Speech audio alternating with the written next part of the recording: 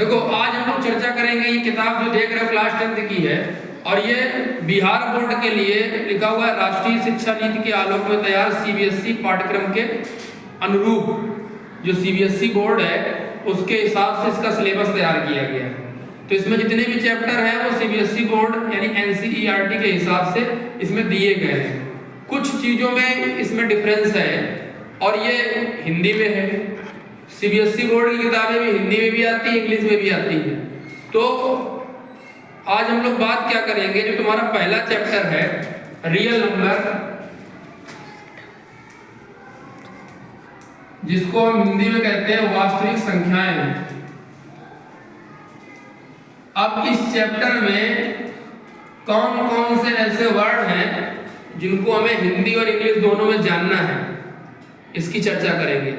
तो सबसे पहले तो चैप्टर का नाम ही हो गया रियल नंबर, वास्तविक संख्याएं। इसके बाद में हमें इसमें एक वर्ड पढ़ना है परिमेय संख्या। तो परिमेय का मतलब होता है रेशनल नंबर।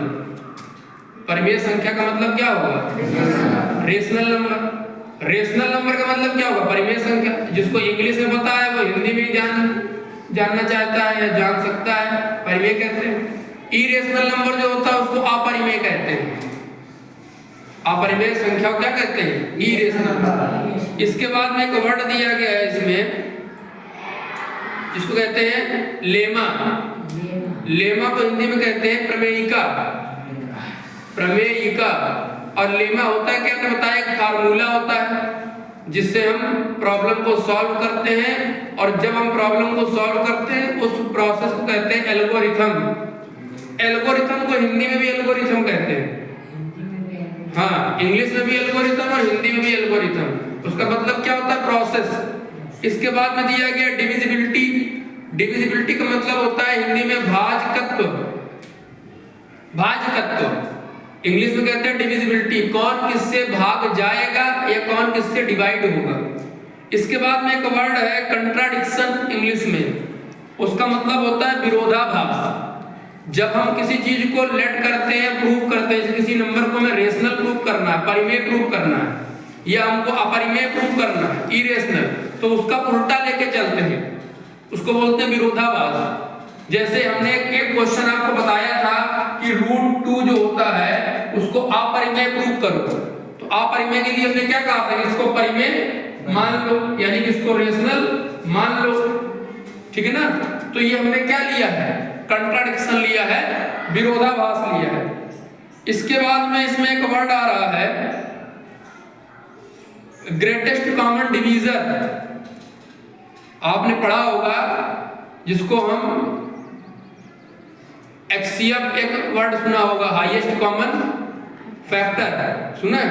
तो यहाँ पे जो वर्ड इस चैप्टर में जो आ रहा है वो आ रहा है ग्रेटेस्ट कॉमन डिवीजर, जिसे बोलते हैं महत्तम समापवर्तक। महत्तम समापवर्तक, ठीक है। इसके बाद में एक वर्ड है इसमें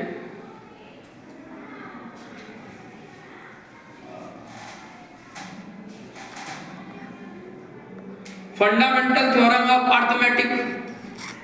फंडामेंटल थ्योरम ऑफ अर्थमेटिक का मतलब क्या होता है? अंकगणित का मूलभूत प्रयोग। अब ये थ्योरम क्या कहती है? फंडामेंटल थ्योरम क्या कहती है कि कोई भी नंबर है, कोई भी संख्या है, अगर उसका किया जाए गुणनखंड, फैक्टर किया जाए, तो उसके फैक्टर प्राइम नंबर में ही टूटेंगे, यानी अभाज्य संख्याओं में। प्राइम नंबर का मतलब होता है अभाज्य संख्या और कंपोजिट नंबर का मतलब क्या होता है? भाज्य संख्या। जैसे हमने ले लिया 20, 20 और अगर इसके फैक्टर करें तो क्या आएगा? यही तो आएगा।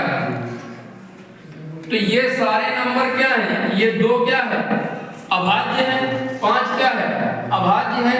तो फंडामेंटल थ्योरम ऑफ अर्थमेटिक क्या कहता है? किसी भी अभाज्य संख्या, मतलब किसी भी भाज्य संख्या के अगर हम फैक्टर करें तो अभाज्य संख्या ही फैक्टर होते हैं उसके।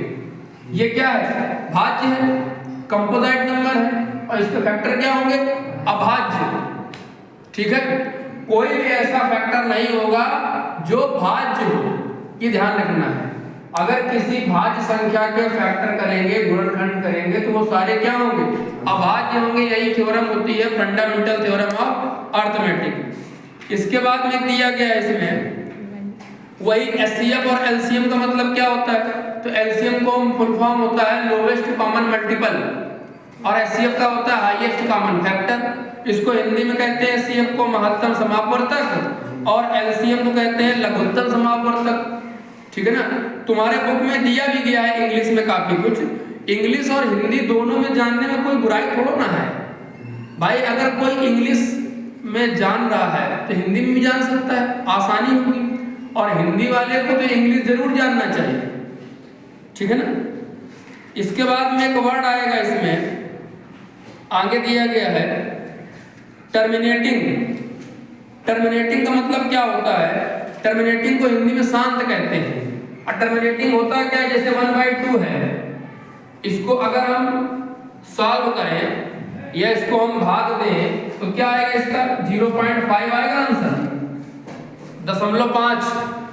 तो अगर ये इसका जो आंसर है वो फिक्स आ गया, यानी आगे नहीं मिल रहा कुछ, तो इसे कहते हैं टर्मिनेटिंग या शांत।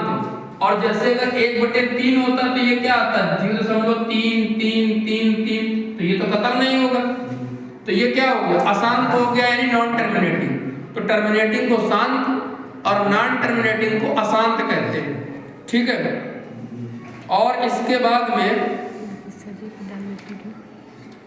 और कोई ऐसा वर्ड है जो ना समझ में आ रहा हो? कॉमन को कहते हैं उभयनिष्ठ। जो कॉमन वर्ड आता है ना, कॉमन फैक्टर, तो उभयनिष्ठ गुणनखंड कहते हैं। डेसिमल को दशमलव कहते हैं। ठीक है ना? दशमलव, ये जो है डेसिमल को दशमलव कहेंगे। तो इतने शब्दों को आपको हिंदी और इंग्लिश में जानना है। ठीक है ना? बस हो गया।